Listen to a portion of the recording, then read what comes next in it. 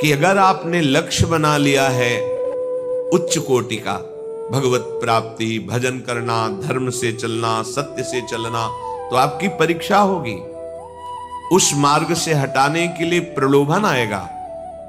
आपको उस प्रलोभन में अपनी निष्ठा को नहीं छोड़ना है। अगर छोड़ दिया तो गए। भय भी आ सकता है, भयानक भय आ सकता है, पर अगर आप अपनी निष्ठा पे रहे तो भय केवल दिखावा होगा, आपको दुख नहीं दे सकता। प्रकट हो गए देवराज इंद्र और कहा, मैं कोई ब्रह्म ऋषि नहीं हूं, मैं त्रिभुवनपति देवराज इंद्र हूं। तुम अपनी निष्ठा में अचल रहे। क्या चाहते हो? तो कहा, मैं आपके द्वारा दिव्यास्त्र चाहता हूं। वो तो तभी प्राप्त हो सकते हैं जब देवाधिदेव भगवान शंकर का दिव्य अस्त्र तुम्हें प्राप्त हो, उनका साक्षात्कार हो, फिर हम समस्त लोकपाल अपने अपने दिव्यास्त्र आपको दे देंगे। अर्जुन ऐसा सुन ही रहे थे कि देवराज अंतर्धान हो गए। अब विचार किया कि मुझे प्रथम महादेव जी की आराधना करनी चाहिए। तपस्या के लिए दृढ़ निश्चय करके बड़ी उतावली के साथ चले और एक भयंकर कंटकाकीर्ण वन में पहुंचे, जहां समीप में सुंदर नदी प्रवाहित हो रही थी।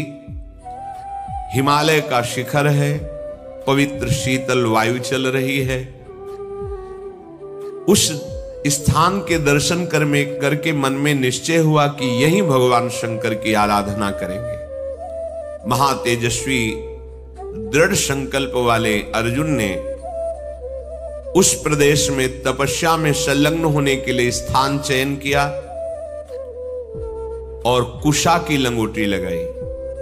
कुशा बहुत दुखद होता है, छू जाए तो त्वचा को चीर दे। लंगोटी लगाई और एक दंड समीप में रख लिया और अपने गांडीव धनुष और तूड़ीर को वृक्ष की डाल पे से टांग दिया और हाथ जोड़कर भगवान शंकर की स्तुति करके निरंतर भजन में लग गए।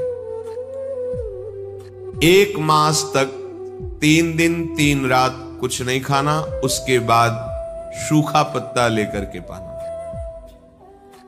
दूसरा मास 6 रात के बाद कोई फल ले लेना। तीसरा महीना 15 दिन 15 रात व्यतीत होने के बाद एक बार कुछ फल ले लेना। चौथे महीने में केवल जल पीकर रहना, फिर जल भी छोड़कर केवल वायु श्वास बस। निरंतर महादेव जी के चिंतन में निमग्न, दोनों भुजाएं उठाए हुए, कोई सहारा नहीं, पैर के अंगूठे के अग्रभाग पर खड़े होकर के भगवान शिव के मंत्र का जप करते हुए आकाश की तरफ दृष्टि रखे हुए एकाग्र चित्त से उपासना कर रहे हैं। तदनंतर अर्जुन की भयंकर तपस्या को देख करके वहां रहने वाले जितने ब्रह्म ऋषि थे सब भगवान पिनाक पाणी महादेव जी के समीप गए और महादेव जी को प्रणाम करके कहा, देवाधिदेव, अर्जुन आपके लिए महान तपस्या से युक्त होकर के उपासना कर रहे हैं। हिमालय के पृष्ठभाग में स्थित होकर ऐसी उग्र तपस्या कर रहे हैं कि यदि आपने उनको सांत्वना न दी जो वो चाहते हैं तो दिशाओं में आग पैदा हो जाएगी उनके तप से। हे देव देवेश्वर, हम लोग कुछ समझ नहीं पा रहे हैं कि उनको कैसे शांत करें। वे अपनी तपस्या का संताप प्रकट कर रहे हैं। हम महर्षि जन चिंतित हैं कि यदि वो ऐसी तपस्या में रहे तो आग पैदा हो जाएगी। जैसे ध्रुव जी ने अपनी प्राणवायु बंद कर ली तो त्रिभुवन की प्राणवायु बंद हो गई, तत्काल भगवान को आना पड़ा। पवित्र चित्त वाले इन महर्षियों की जो सदा सबको सुख देने में तत्पर रहते हैं, उनकी बात सुनकर भगवान देवाधिदेव महादेव ने कहा, महर्षियों, मुझे पता है, तुम विषाद मत करो। अर्जुन की तपस्या किसी को कष्ट देने के लिए नहीं है। अर्जुन के मन में जो संकल्प है वो मैं जान रहा हूं। वो किसी लोकांतर के भोग की इच्छा से तपस्या नहीं कर रहे हैं। उन्हें जो पाना है वो मैं प्रदान करूंगा। तुम सब शांत चित्त होकर अपने अपने भजन में लगो जाकर। भगवान शंकर का ये वचन सुनकर जितने ब्रह्मर्षि आए हुए थे सब प्रणाम करके अपनी अपनी कुटिया को गए। उन महात्माओं के चले जाने के बाद सर्व पापहारी पिनाक पाणी देवाधिदेव भगवान शंकर किरात वेश धारण किया, दिव्य कांति, धनुष बाण धारण किए हुए, मृग चर्म धारण किए हुए, और भगवती उमा भी उसी भेष में साथ में, और साथ में उमा के साथ बहुत सी देवियां और महादेव जी के साथ उनके गण, पर सब किरात वेश में। जे ही भगवान शिव इस वेश में वन में प्रवेश किए तो सारा वन शांत हो गया। खग मृग पशु पंछी वायु जल सबका कोलाहल शांत हो गया, आवाज बंद। एक घुरघुराहट सुनाई दी उस अर्जुन को। आकाश दृष्टि करके मंत्र जप कर रहे थे, दृष्टि घुमाई तो देखा एक विशाल सुअर उनको मारने के लिए तीव्र गति से आ रहा है। तत्काल अर्जुन ने अपने गांडीव धनुष को उठाया और प्रत्यंचा चढ़ाकर टंकार की, जिसकी ध्वनि उस शांत वन में गूंज गई। अर्जुन ने कहा, ऐ शुकर, मैं तपस्या में लगा हूं, किसी को कष्ट नहीं दे रहा हूं, फिर भी मुझे मारना पड़ेगा, क्योंकि तो बिना अपराध के मुझे मारने के लिए आ रहा है। सुदृढ़ धनुष वाले अर्जुन को प्रहार के लिए उद्यत देखकर किरात रूपधारी भगवान शिव ने सहसा रोका। ऐ वीर, इस शूकर को मैंने पहले शिकार रूप में निश्चित कर लिया है, तुम अपना बाण मत चला देना।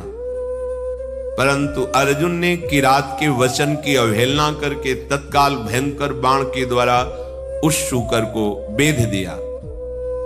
जैसे अर्जुन का बाण वैसे ही किरात वेशधारी भगवान शिव का बाण भी उसी जगह लगा। दोनों के छोड़े हुए बाण से सुवर्ण रूप त्याग करके मूक दानों विशाल पर्वत की तरह वो अपने असली स्वरूप में आकर प्राण त्याग कर गिर पड़ा। उसे अर्जुन को मारने के लिए भेजा गया था। जैसे बिजली की गड़गड़ाहट होती है, ऐसे आवाज करते हुए असुर अपने प्राणों को त्याग दिया। शत्रुनाशक अर्जुन उस तेजस्वी की रात को देखा जो कुछ दिव्य स्त्रियों से घिरे हुए थे। अर्जुन ने कहा, तुम कौन हो और यहां स्त्रियों के साथ क्यों घूम रहे हो? क्या आपको मालूम नहीं कि भयावह वन है? और क्या तुम्हें वन के सिद्धांत का भी ज्ञान नहीं है? जब मैंने लक्ष्य संधान कर दिया तो तुमने बाण क्यों मारा? ये मेरे पास आया था, मेरे को मारने के लिए आया था, मैंने इस पर बाण संधान किया, तो तुम मेरी वीरता का तिरस्कार करके इस पर बाण संधान क्यों किया? इसका उत्तर दो, नहीं तो मैं तुम्हें जीवित नहीं छोड़ूंगा। अर्जुन ने ऐसा किरात से कहा। ये मृगया का धर्म नहीं है जैसा आपने किया है। तुम पर्वत निवासी हो, उत्तर दो, नहीं तुम्हें जीवन से वंचित कर देता हूं अभी। अर्जुन के इस प्रकार कहने पर किरात भगवान जोर जोर से हंसने लगे और कहा, बहुत वीरतापूर्ण तुम वाणी भी बोलते हो और वीर भी हो, पर मुझे वन में इसलिए कोई भय नहीं लगता कि यही मेरा घर है। वनवासी हूं, किरात हूं, किंतु जब मैंने कह दिया था कि तुम बाण मत चलाना, ये मेरा लक्ष्य है, तो तुम्हारा साहस कैसे इतना हो गया कि मुझ वनवासी की आज्ञा का उल्लंघन करके तुमने बाण संधान कर दिया? तुमने दुष्कर कर्म किया, ये मुझे पसंद नहीं आया। और तुम जो कहते हो कि मुझे जीवन से हाथ धोना पड़ेगा, तो पहले बल का निर्णय कर लेना चाहिए, फिर बाद में निश्चय होना चाहिए। तुमने हमारे बल का निर्णय तो किया नहीं। क्या तुम जानते हो हम में कितना बल है? किरात वेशधारी भगवान ने कहा। अर्जुन ने कहा तुम्हारे जानने की हमें कोई आवश्यकता नहीं है, मुझे तुम जान लो। मेरा नाम अर्जुन है, मैं गांडीव धनुष को धारण करता हूं और जब गांडीव मेरे हाथ में हो तो त्रिभुवन में कोई ऐसा नहीं जो मुझे परास्त कर सके। ये हिंसक रूप धारण करके दैत्य मुझे मारने आया था, मैंने इसे मार गिराया, अपराध आपका है, आपने मेरे लक्ष्य पर बाण क्यों मारा।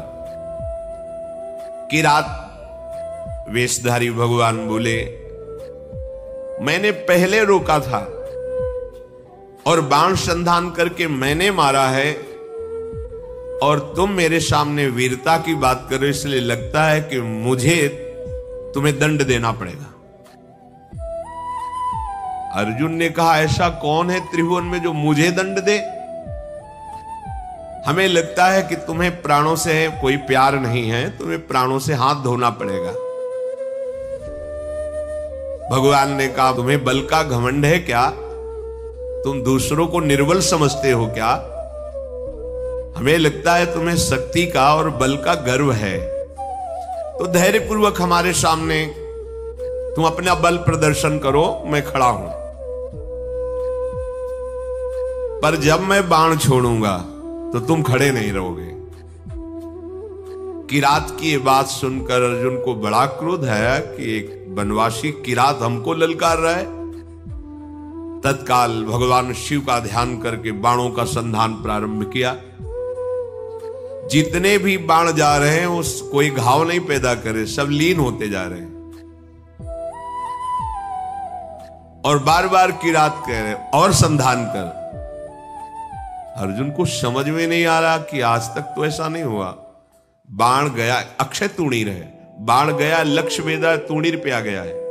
ये तो लीलता जा रहा है, बाण जहां जा वो अंतर्ध्यान उन्हीं के शरीर में होता जा रहा है। अर्जुन ने बाणों की वर्षा झड़ी लगा दी।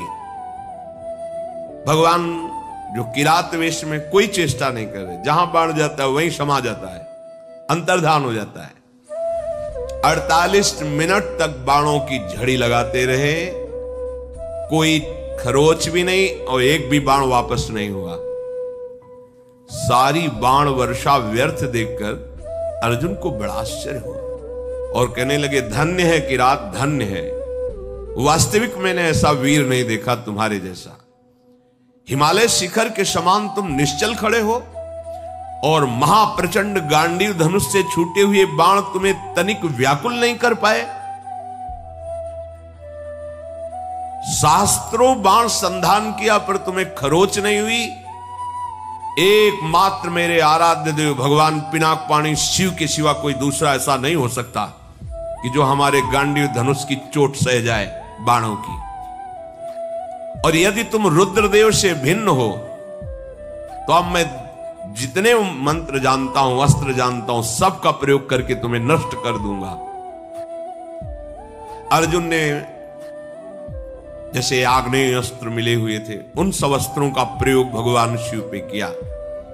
सैकड़ों दिव्य अस्त्रों का प्रयोग किया पर सब अंतर्धान जाकर के शांत हो जाते हैं।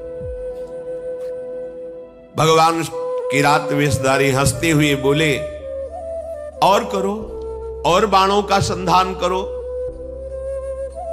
अर्जुन ने देखा अब तूणीर में एक भी बाण नहीं रह गया, तो उन्होंने विचार किया कि भगवान अग्निदेव जी के द्वारा ये दिए हुए खांडोप्रस्थ जलाने के लिए तूणीर थे, इनका अक्षय शब्द नाम है, अर्थात कभी खाली ही नहीं होंगे।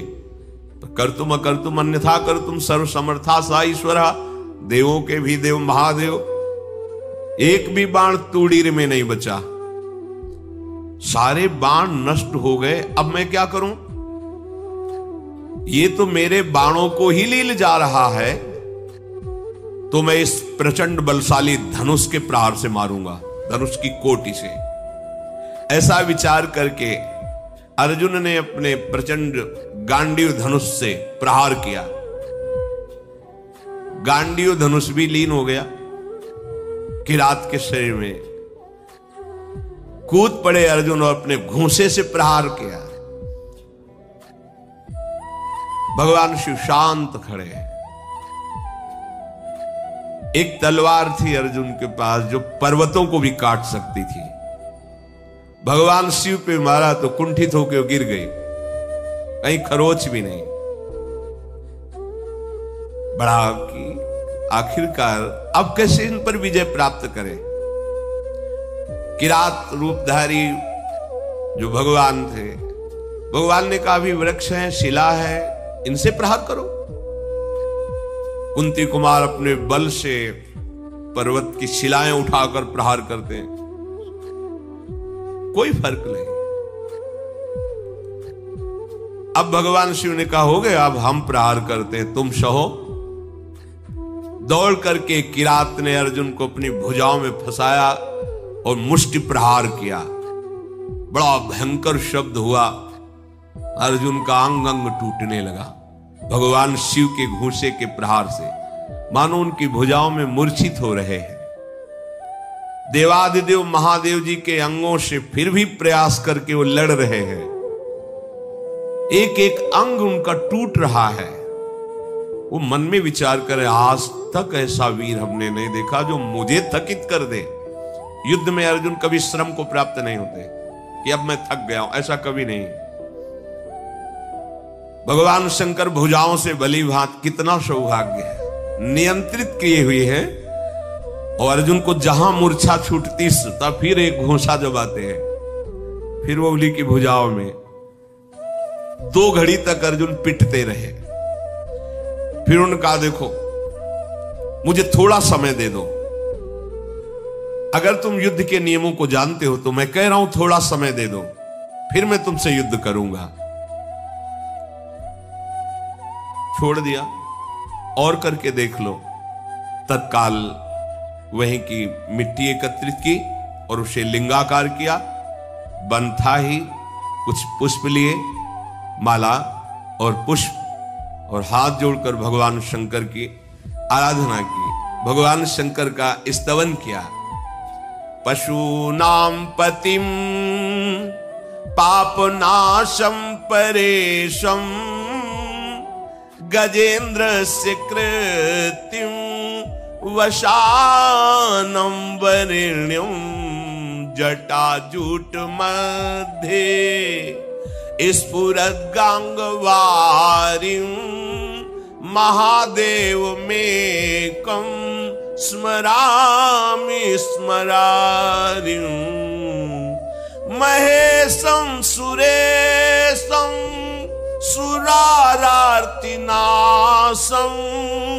विभुं विश्वनाथं विभूत्यंगभूषं विरूपाक्षमिन्द्वर्को वह्निर्तिनेत्रं सदानन्दमीडे प्रभुं पंचवक्तं गिरीशं गणेशं गले नीलवर्णं गवेन्द्राधिरूढं गणातीतरूपं भवं भास्वरं भस्मनाभूषितांगं भवानी कलत्रं भजे पंचवक्तं शिवाकांत शंभो शशांकार्धमौले